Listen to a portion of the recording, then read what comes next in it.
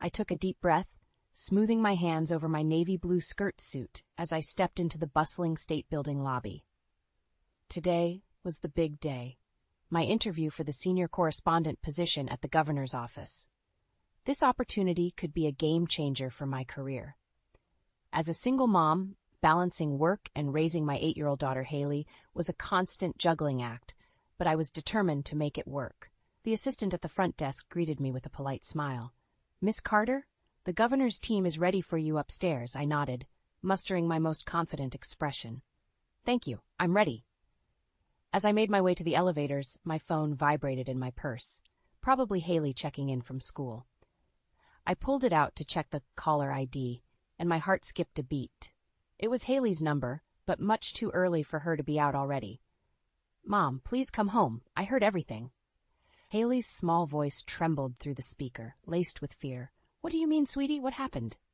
"It's Keith. He hurt me. I heard him talking about something bad."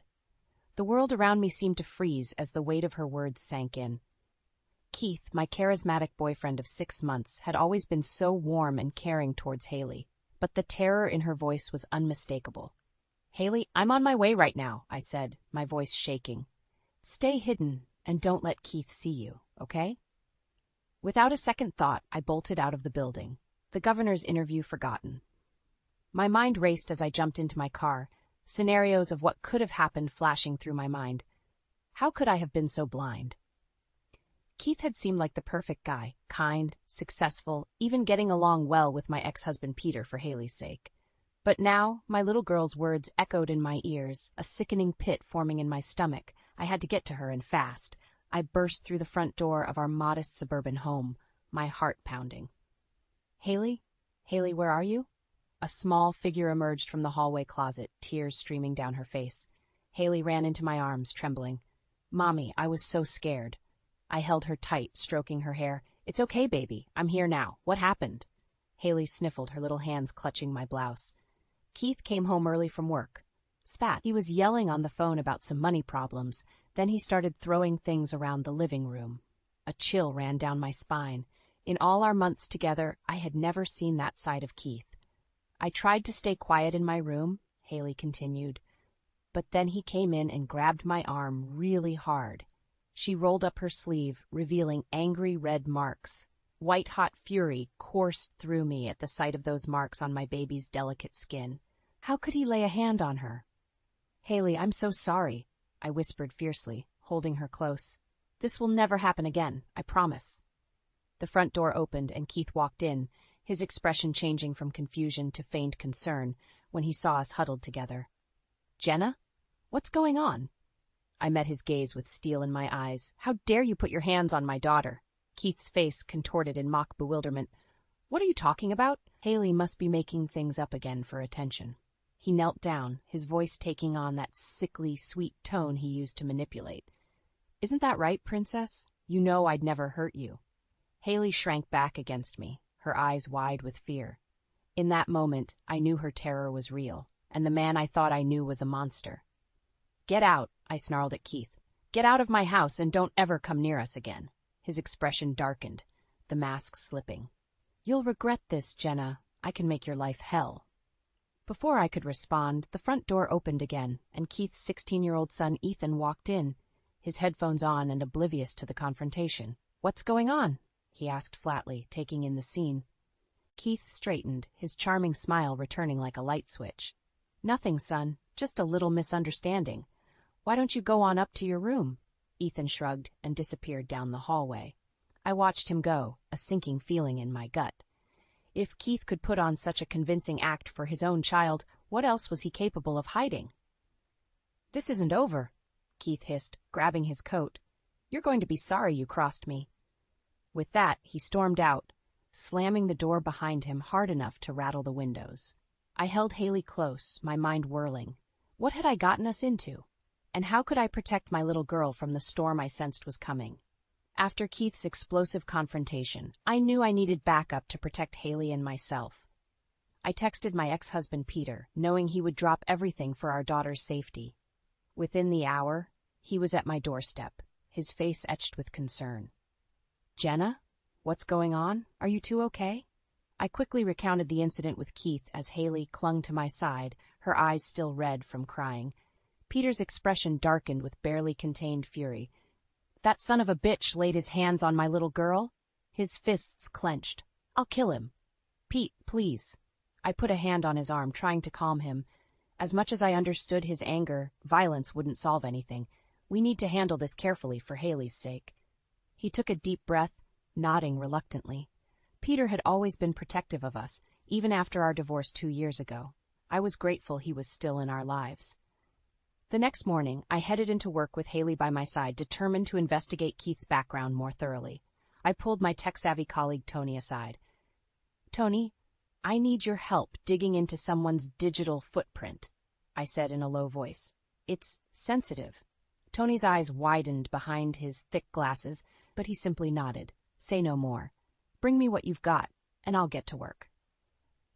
Back at my desk, I pulled up every scrap of information I had on Keith. Emails, phone records, social media profiles, anything that could provide a window into the truth behind his carefully crafted persona. As I compiled the files, movement at my periphery caught my eye. I glanced up to see Haley standing beside my desk, clutching her well-worn stuffed bunny. "Mommy, when is Keith coming back?" she asked in a small voice. My heart clenched at her innocent question. I got up and knelt in front of her, taking her little hands in mine. "Baby Keith, he's not a good man. You were right to be scared of him." I struggled to find the right words, my protective instincts raging. "He won't be coming back, ever. I won't let him hurt you again." Haley's lower lip trembled, but she nodded bravely. In that moment, I silently vowed to do whatever it took to keep this little girl safe from harm. Later that evening, Tony came to my apartment with a grim expression. "Jenna, you were right to be suspicious of this Keith guy." He pulled out a stack of printed documents, phone records, bank statements, even court filings from other states. I did some deep digging, and it's not pretty. Tony laid out a trail of evidence, a history of debt and unpaid loans, allegations of fraud and intimidation from ex-business partners. It painted a picture of a manipulative, vindictive man constantly chasing money through shady schemes. "There's more," Tony continued grimly. "I found 2 ex-wives who filed restraining orders claiming emotional and financial abuse. One of them, she dropped off the grid about 5 years ago." A chill shot down my spine. Had Keith's twisted games gone even further than we realized? I thought of Haley's terrified face, and my blood boiled. "We need to take this to the police," I stated, my voice hardening with resolve. "And we need an ironclad case to put this bastard away for good." Tony and I exchanged a determined look. For my little girl's sake, I would burn Keith's life to the ground and salt the earth. He had inexcusably threatened the most precious thing in my world, and he was going to pay. Over the next few days, I tried to maintain a sense of normalcy for Haley's sake while Tony and I continued digging into Keith's past. The more we uncovered, the sicker I felt. Unpaid debts, allegations of fraud, and a string of scorned exes in his wake. Just how deep did this man's depravity run? One evening, there was a heavy knock at the door. I tensed, pulling Haley closer to me on the couch before getting up to answer it. To my surprise, it was Keith standing on the doorstep, an unsettling smile plastered on his face. "Hello, Jenna. Aren't you going to invite me in?" His voice was sickly sweet, but I could see the cold threat simmering in his eyes. "You're not welcome here," I stated firmly, trying to keep my voice steady. "I want you to stay away from me and my daughter." Keith's expression hardened. "That's no way to speak to your boyfriend, Jenna, after all we've been through together?" He took a step forward, and I instinctively moved to block him from entering. "We're through, Keith. I know what kind of man you really are." I couldn't keep the disgust from my voice. The lies, the manipulation, threatening a child, it's sick. A muscle twitched in his jaw, but that eerie smile didn't waver. "You don't know what you're talking about, babe. Haley's just a troubled little girl looking for attention. Maybe I was a little rough with her, but she had it coming, disobeying me like that." White-hot fury lanced through me at his casual dismissal of abusing my daughter. I clenched my fists, fighting the urge to lash out physically. "Get off my property before I call the police, you psychopath." Keith's gaze flicked over my shoulder, catching sight of Haley peeking around the corner. His smile widened, sending a chill down my spine. You'll regret this, Jenna. You have no idea what I'm capable of. With that ominous warning, he turned and strode back to his car, leaving me shaken. I quickly shut and locked the door, pulling Haley into a fierce hug. It's okay, baby. He's not going to hurt you again, I promise. My words sounded hollow even to my own ears. If Keith was willing to threaten a child, what other depraved acts was he capable of to regain control? The next morning, I arrived at work to find Tony waiting anxiously at my desk. Jenna, you'd better see this. He pulled up a series of images, screenshots of disturbing internet searches from Keith's laptop. Things no sane person should ever be looking for, much less the man dating a single mother. My stomach turned. There's more, Tony said grimly. I accessed the cloud backup for your home computer and, well, see for yourself. With a few keystrokes, he pulled up a video feed from inside my living room, a hidden camera I never knew existed. I felt violated all over again, watching mundane family moments playing out, all secretly recorded by that monster. We have to go to the police now, I stated, feeling numb. With this evidence, they can put him away for a long time. Tony nodded in solemn agreement, but something nagged at the back of my mind. If Keith was this unhinged and desperate, what other surprises might he have in store for the people trying to take him down? I made a call to Peter, knowing we'd need all the backup we could get. There was no going back now. For Haley's safety, I had to dismantle Keith's life, piece by sickening piece. With the damning evidence Tony uncovered, we knew we had to act fast before Keith could make his next move. Peter agreed to take Haley somewhere safe while Tony and I solidified our case against that monster. Are you sure about this, Jenna? Peter asked, concern etched on his face as he held our daughter's hand. This guy seems capable of anything. I don't want you putting yourself in danger. I have to do this, Pete, I stated firmly, for Haley's sake. Keith needs to go away for a long, long time where he can't hurt anyone else. Peter nodded reluctantly. Just be careful, and call me the second you need backup, you hear? After they left, Tony and I got to work compiling every shred of proof we had. Bank records, court filings, the recordings from the hidden camera. It was a dizzying array of manipulation and deceit. Wait, there's more, Tony said, his eyes widening at his computer screen. I think I found something big. He turned the monitor to show me a series of money transfers to an offshore account I'd never seen before. And not just any money. These amounts were huge, in the millions. What the hell is this? I breathed. Where is Keith getting this kind of cash? Tony shook his head grimly. I don't know, but it can't be legal. And look at this. He scrolled through more documents, fake IDs, fraudulent passports, all under different aliases linked to those shady transactions. A sickening realization began to dawn on me. You think he's been running some kind of long con, scamming and manipulating innocent people out of their life savings? The pieces were starting to fall into place. Keith's constantly shifting business ventures, the trail of embittered exes, his quick attachment to me and Haley despite his shady past. He'd simply been looking for his next big score, and I'd let him get dangerously close to my family. We need to take this to the authorities right away, I stated, feeling numb, before he gets tipped off and tries to run. Tony nodded grimly. I'll make some calls. We're going to bury this bastard. I forced myself to stay focused over the next few hours as we marshaled our evidence and contacted the police, but my mind kept drifting to Keith's earlier threat, his cold eyes boring into me. What else was he capable of to protect his con? A sudden knock at the apartment door made me jump. I tensed, reaching slowly for the baseball bat I now kept within reach at all times. Who is it? It's me, Ethan. Keith's son? The teenage boy's muffled voice came through the door. I need to talk to you about my dad. My blood ran cold. Had Keith sent his own child here to threaten me, or worse? I gripped the bat tighter as I cracked open the door a few inches. Ethan looked past me into the apartment, his expression unreadable. I know what my dad's really been up to. The lies, the money. I want to help you take him down. I searched his face for any hint of deception, but his steely gaze seemed sincere, if haunted. Slowly, I opened the door the rest of the way. Tell me everything, I said grimly. If Ethan was truly on our side, he could be the key to finally destroying Keith's web of schemes once and for all. For Haley's sake, and every other innocent life that monster had shattered, I would make sure Keith paid the ultimate price. No mercy, no half measures. It was time to end this.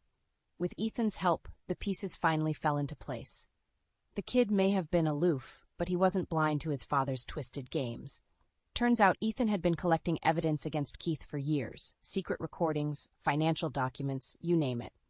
I always knew there was something off about him, Ethan explained, running a hand through his shaggy hair. The constant moving, the shady business deals, the way he treated women like they were disposable. I just didn't know how far it really went until recently. Tony and I exchanged a grim look as we pored over Ethan's trove of damning evidence. It was a dizzying paper trail of fraud, emotional abuse, and ruined lives in Keith's wake. "We have to take this public," I stated, feeling that familiar fire burning in my chest. "Expose every last one of his sins to the world so he can never hurt anyone again." "Are you sure that's wise?" Ethan asked hesitantly. "My dad, he's capable of anything when he's backed into a corner. If he gets tipped off, he could run, or worse." I thought of Haley's terrified face that day, the marks on her little arm from Keith's vicious grip.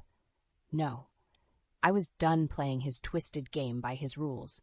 "Your father's reign of terror ends now," I said, my voice hardening. "We're going to take him down in a big way, live for the whole world to see. No more hiding in the shadows."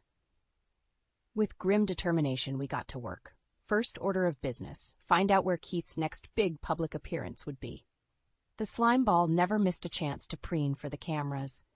Sure enough, Tony discovered Keith was headlining some big corporate event in a few days' time, rubbing elbows with local bigwigs and politicians. Perfect. Next, we looped in some other key players, Peter to help keep Haley safe and secure, and Linda, one of Keith's ex-wives who had barely escaped his clutches with her life years ago. She was more than eager to help bring him down once and for all. "I'll be there with everything I have on that monster," she stated grimly over the phone. It's long past time he faced real consequences. Finally, the big day arrived. I could feel the adrenaline thrumming through my veins as we got into position at the convention center where Keith's event was happening. Peter and Haley were safely tucked away, but I knew my little girl was watching over the live stream we had set up. Keith took the stage, all false bravado and that trademark smarmy grin, utterly oblivious to the reckoning that was coming. I caught Ethan's eye across the room and gave him a nod. Let the fireworks begin. With a few keystrokes, Tony hijacked the big screens flanking the stage. Suddenly, Keith's smiling face was replaced by images and footage documenting his endless trail of sins. The fraud, the abuse, the conning of innocent victims out of their life savings. I watched the color drain from his face as he realized what was happening. No, you can't do this. But it was too late. Linda was already striding towards the stage, her face contorted with years of pent-up fury. "Hello, Keith," she spat venomously. "Remember me?" As he sputtered and backpedaled, more damning evidence filled the screens. Transcripts, audio recordings, all of it leading back to him. There was no wiggle room, no escape hatch this time. I stood tall, staring Keith down as security finally moved in to subdue his thrashing form. "This is for my daughter, you sick son of a bitch," I called out, loud enough for the cameras to catch. "Your reign of terror is over." Keith met my gaze then, and I saw the mask finally crack, revealing the depraved, soulless monster beneath. But I didn't flinch. I was done being afraid. As they dragged him away, I felt something loosen in my chest. A weight finally lifted after all these months of living in fear. My little girl was safe, and that twisted bastard would never be able to hurt another innocent life again. The days after our explosive expose of Keith's crimes were a whirlwind. Giving statements to the police, fielding a frenzy of media inquiries, and trying to shield Haley from the spotlight as much as possible. But through it all, I felt an immense sense of relief and vindication. That monster was finally behind bars where he could never hurt another innocent family again. Peter had been an absolute rock, keeping Haley occupied and reassuring her that the nightmare was over. I don't know what I would have done without his steady presence. "You did it, Jenna," he said simply one evening as we watched Haley playing in the living room, mercifully oblivious to the weight we had all carried. "You saved her." I managed a weary smile, suddenly feeling the full extent of the emotional trauma. "We saved her, Pete. If you hadn't been there for us..." He gave my hand a comforting squeeze, and I felt a pang of regret that things hadn't worked out between us as a couple. Peter was a good man, a great father, but I had been too obsessed with my career to make our marriage a priority when it mattered most. At least now, in the aftermath of this chaos, we could be united as co-parents for Haley's well-being. A firm knock at the door pulled me from my reverie. I tensed automatically. Too many months of living on edge, I supposed. But when I pulled it open, I saw Ethan's familiar, brooding expression. "Hey!" He shuffled awkwardly on the doorstep. "I wanted to check in, see how you guys were doing." I studied Keith's son carefully. He had been through his own private hell, witnessing his father's depravity up close over the years. But in the end, Ethan had chosen the moral path, despite the risks. "We're coping," I replied honestly. "It's going to take some time to feel really safe again, you know?" Ethan nodded, looking pained. "Yeah, I get that." He drew a deep, shuddering breath. "Look, I know I can't make up for the shit my dad put you through, but if you'll let me, I want to be here, you know? For Haley and—" He trailed off, his jaw tightening. In that moment, I saw it, the longing for some semblance of family, of stability, underneath his prickly exterior.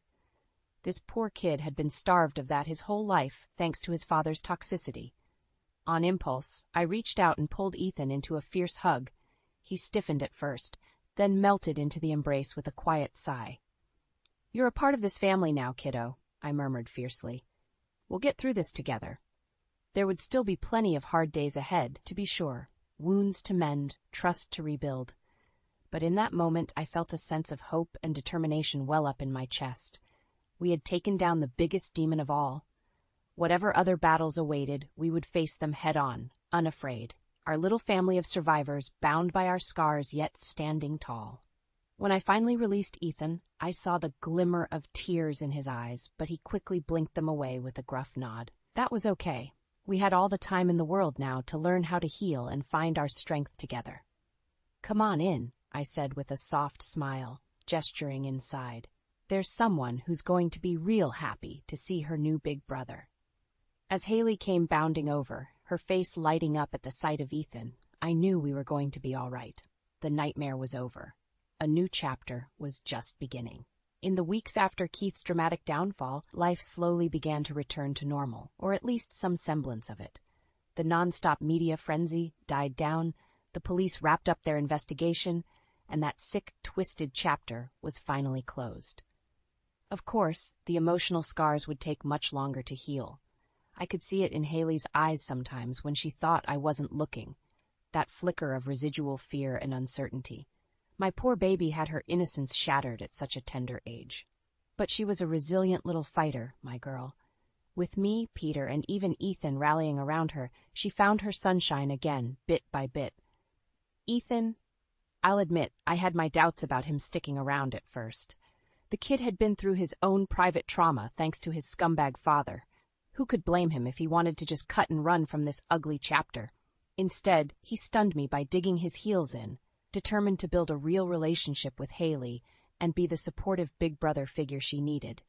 They grew inseparable those first few months, playing endless rounds of make-believe and watching corny movies together. I'll never forget the night I caught them giggling secretly in the living room, Ethan's face unguardedly joyful as Haley smeared makeup all over his cheeks. Just a couple of silly kids being kids, without a care in the world. In that moment, my heart swelled with overwhelming gratitude that we had each other to lean on through the darkness. Of course, Peter was instrumental as well, my eternally patient ex-husband and co-parent. I lost count of how many times he dropped everything to rush over, whether it was fielding a night terror from Haley or just giving me a shoulder to cry on. "You don't have to thank me, Jen," he said simply one evening as we sat on the porch enjoying the tranquility. "I'll always be here for you two. That's never going to change." I felt a pang of wistfulness, thinking of what might have been if I had prioritized my little family over my all-consuming career years ago. Peter was a good man, a good father, maybe in another life, but I pushed those thoughts aside, giving him a grateful smile. "I know, and that means everything, Pete. Really." As the summer days stretched on peacefully, I found myself slowly shedding the weight of fear and hypervigilance I'd carried for so long. The smiles came more easily, the laughter rang out more freely in our humble little home. One evening, I was putting Haley to bed when she stopped me shyly. "Mommy, can I give this to Ethan, to say thank you for being so nice?" She was clutching one of her prized possessions, a delicate wind chime made of bright seashells that Peter had brought back from a vacation years ago.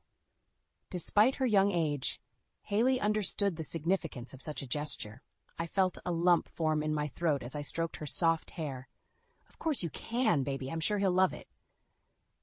As I left her bedroom, I could see Ethan lingering in the hallway, his brooding expression softening just a touch as he watched his new little sister drift off to sleep.